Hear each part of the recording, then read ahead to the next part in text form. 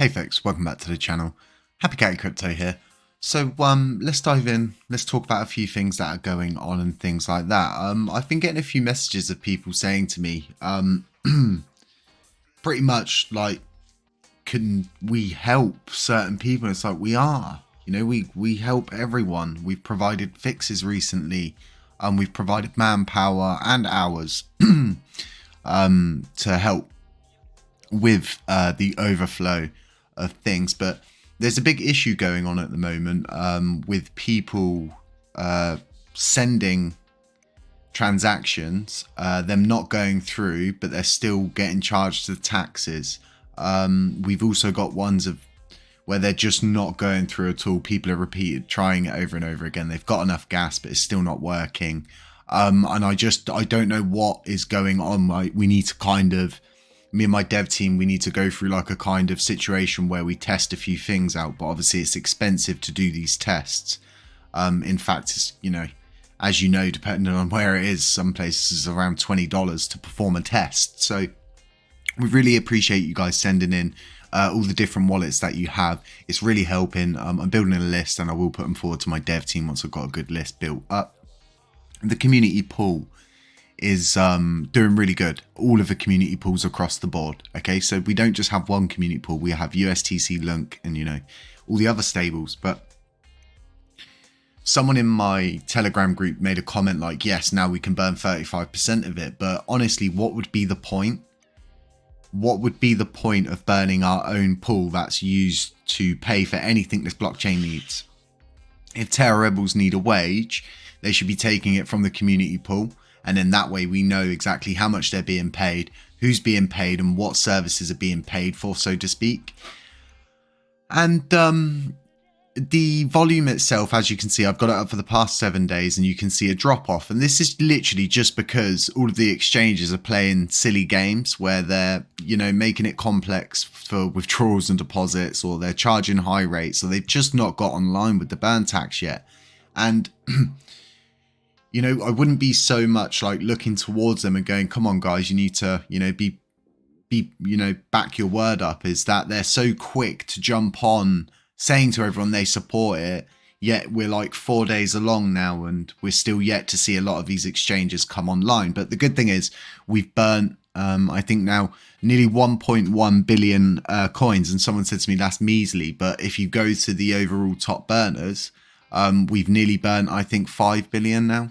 No, sorry, we're at 4 billion burned in total. If you, if you include the tax, it's just over 5 billion.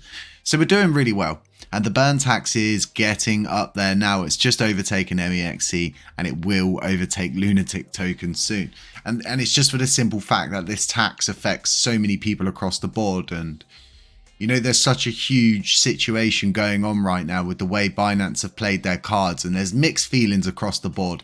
Some people are saying, you know, why are you applying so much pressure? Some people are backing it up. And like I said, it's mixed feelings. But like I myself, and I went and watched someone else's video. I'm not going to say their name on this channel, but I went and watched their video of where they pretty much got cut off as well in that AMA. So, you know, they didn't just do it to me. They done it to other people. And it just goes to show that Binance do censor people like myself because they know what I would have probably asked. I mean, I know what I would ask. Most of my community knows what I would have asked. And it would have been all about what's going on in the hot wallet right now and why there's a huge accumulation on Binance, but nowhere else. Not as far as what we can see, heavy accumulation anywhere else. But considering this hot wallet holds so many coins that are taxable, they really are doing everything they can right now to kind of avoid withdrawals and deposits, which is very interesting. So when are we going to see this opt-in button? We don't know.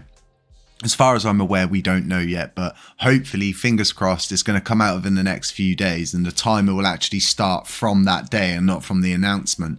There's loads of ins and outs to this, but what really counts is the fact that we get as many people to opt into this as they can. I mean, I'll be going to my parents to get both of them to opt in. I'll be opting in. I'll be getting as many of my friends in my personal life to opt in that are involved in cryptocurrency as well, because I support this and I believe that, he has put the ball back in our court very carefully, and he's planned it very well, in my opinion. And he doesn't know the community.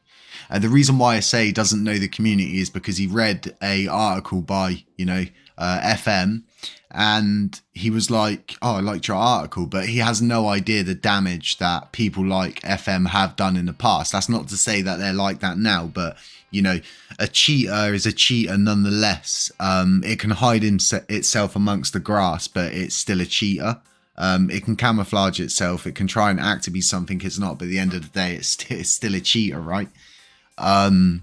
So yeah, it's really interesting to see the reaction of Binance and just everything that's going on. And like I've been saying, the price is sort of sat in that wedge, that wedge and that consolidation kind of crabbing sideways. But one thing I want to make you folks aware of is, lines of support. Like if we drop below this area, it's likely we would come back down to here somewhere.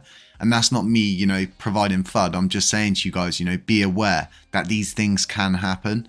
And we do need utility use cases, because all of you know this. And if you don't know this, sitting on a bag, burning coins and just chilling, not doing anything, it doesn't create price increases.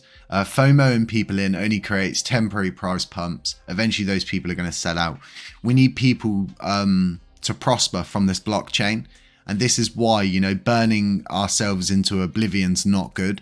And the focus should now be, because we've got the burn tax in place, that a lot of these projects now focus on finding more projects, and validators focus on finding more validators, more projects, and different kind of protocols and stuff that's really thought outside the box. And like I said, try thinking about things that are on other blockchains that we could possibly replicate and bring to our own blockchain. So I'm working on an NFT project, which my end goal is to be able to provide staking for those NFTs, and then provide some kind of percent boostage for the longer you hold that NFT, the more rewards you'll get in the end if you decide to sell it, so to speak.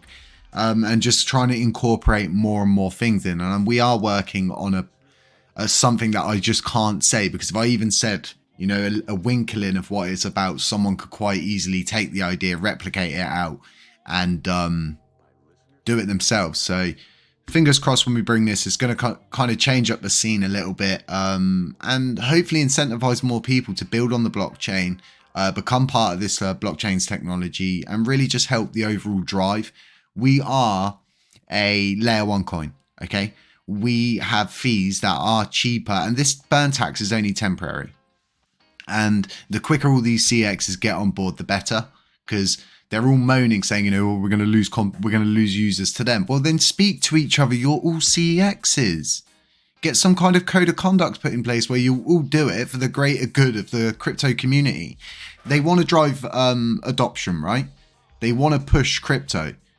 Then fix something that is broken and help the communities that are really trying to help, push this. We're basically, we're helping them, and helping us is, it's just one big circle. It will all help everyone. If we help them, they help us, and it then becomes a symbiotic relationship. But we've got so many issues in place, but we've got loads of good things in place too. Like I said, podcast coming tomorrow. Going to be having Hippie from LunaPunks on, Luna V-Shape, and I'm going to be standing in for Regex from Burning Nights, talking to you a little bit about his project, what's up and coming, and what comes after the minting phase has finished. So, folks, have a really nice Saturday wherever you are. Do enjoy this video, and I hope you got some collective information from it. And remember, okay, I'm not a yes man. I'm not going to say things. I'm not going to say things, so to speak, just because I feel like they're going to upset a few people. I'm always going to tell you guys how it is. I'm never going to lie to you. I'm never going to lead you into something, where you're not prepared. I will always ensure that you are prepared for as much that I can possibly get you prepared for. And it's as simple as that. So folks, stay safe, okay? I'm not a financial advisor. None of this is financial advice. I'll never DM you. Beware of scammers, and we will catch you in the next one. Sure.